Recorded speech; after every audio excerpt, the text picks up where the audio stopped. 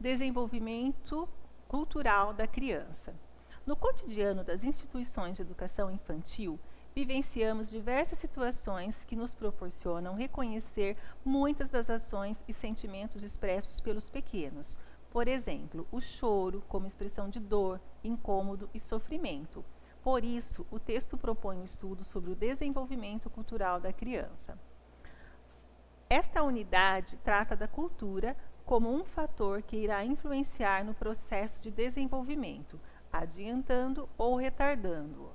Sobre o desenvolvimento, é importante destacar que, na perspectiva da rede Psicologia Histórico-Cultural, o desenvolvimento psicológico infantil não é um processo natural, e sim histórico, e um fenômeno histórico não determinado por leis naturais universais, mas intimamente ligado às condições objetivas da organização social, sendo fundamental considerar o lugar ocupado pela criança nas relações sociais e as condições históricas concretas em que seu desenvolvimento se desenrola.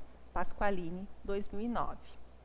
Quanto à cultura, na introdução do currículo 2016, é definida sumariamente como os conhecimentos desenvolvidos por uma determinada comunidade, por exemplo, o modo de se alimentar, as vestimentas, a língua, entre muitos outros aspectos.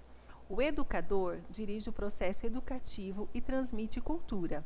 Isso não significa que a criança é passiva neste processo, mas, ao mesmo tempo, não significa afirmar que a criança dirige o processo educativo.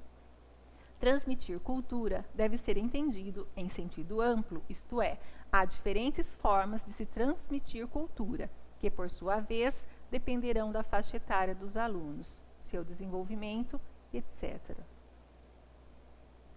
Na relação com os outros, pessoas de diferentes gerações, é que se adquire e partilha conhecimentos sobre o mundo.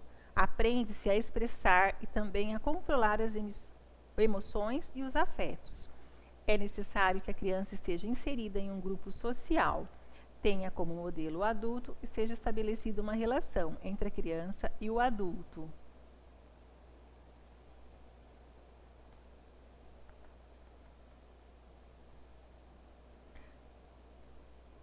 A cultura se expressa em práticas culturais, atividades coletivas que variam de grupo social para grupo social, e nas ferramentas a partir das quais relacionamos com o mundo. As ferramentas são conhecidas também como instrumentos e são utilizadas historicamente. Dessa maneira, os processos de apropriação modificam-se também historicamente. Na perspectiva histórico-cultural, o instrumento é, portanto, de início, um conjunto de elementos puramente naturais, resultantes de forças da natureza. O homem precisa conhecer a natureza do objeto, para poder adequá-lo às suas finalidades, para que o objeto possa ser transformado e inserido na lógica natural.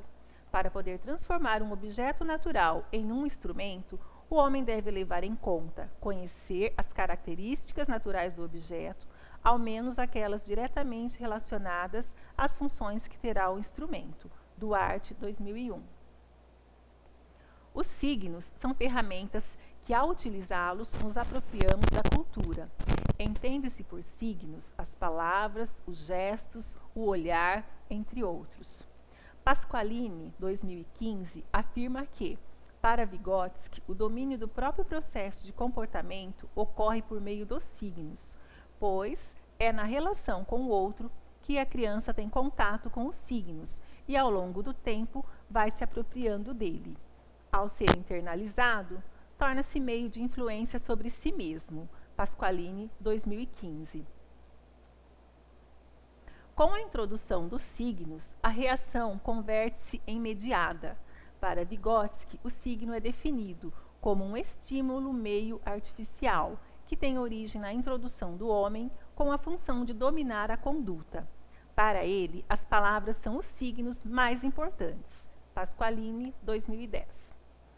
Segundo Vygotsky, nós não apenas expressamos nossas ideias usando palavras, mas também pensando através delas, ou seja, a palavra seria a matéria-prima do pensamento. Com a introdução dos signos culturais, as operações psíquicas da criança se reorganizam na direção do autodomínio de seus processos de comportamento. Vygotsky, 1995. Apud Pasqualini, 2010. O corpo para a criança pequena é veículo de expressão de sentimentos. Comunica-se com o outro, varia também de cultura a cultura. Nessa unidade, o texto traz que a criança é capaz de dar significado ao mundo, construindo uma cultura própria, o que chama de cultura infantil, e afirma que essa é construída a partir das interações com a cultura adulta. Porém, na perspectiva histórico-cultural, não há referência a uma cultura própria da infância, mas sim à apropriação da cultura produzida pela humanidade, a qual desenvolverá na criança novas formas de comportamento e novos processos especificamente culturais. Pasqualini, 2010.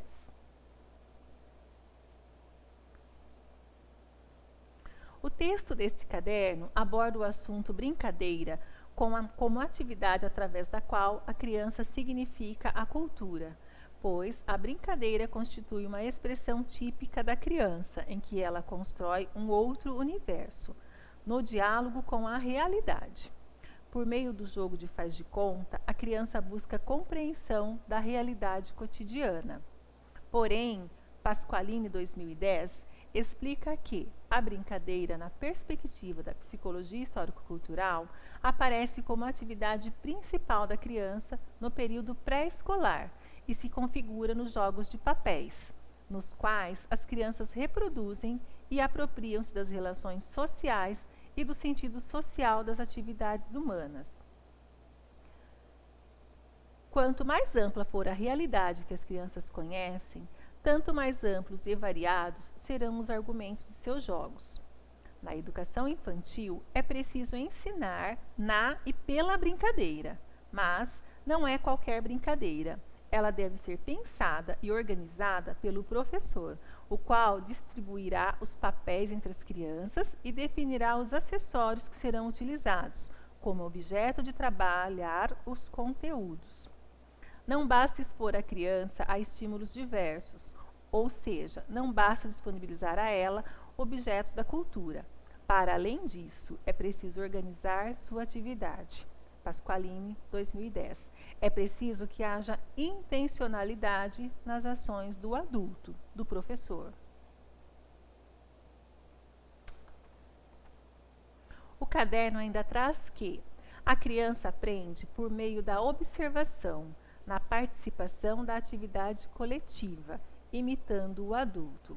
A imitação constitui o mecanismo básico da aprendizagem cultural.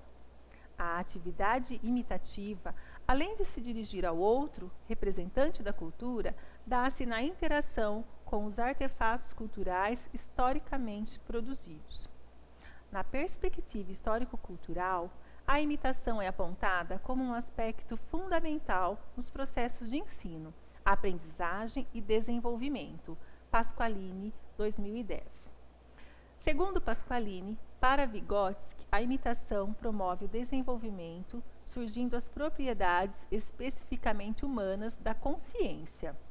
Para ele, a imitação não se constitui num processo mecânico, mas sim implica uma determinada compreensão do significado da ação do outro. Por isso, nem tudo pode ser imitado pela criança. A criança só consegue imitar o que se encontra na zona de suas próprias potencialidades intelectuais. Vygotsky, 2001 e Pasqualini, 2010.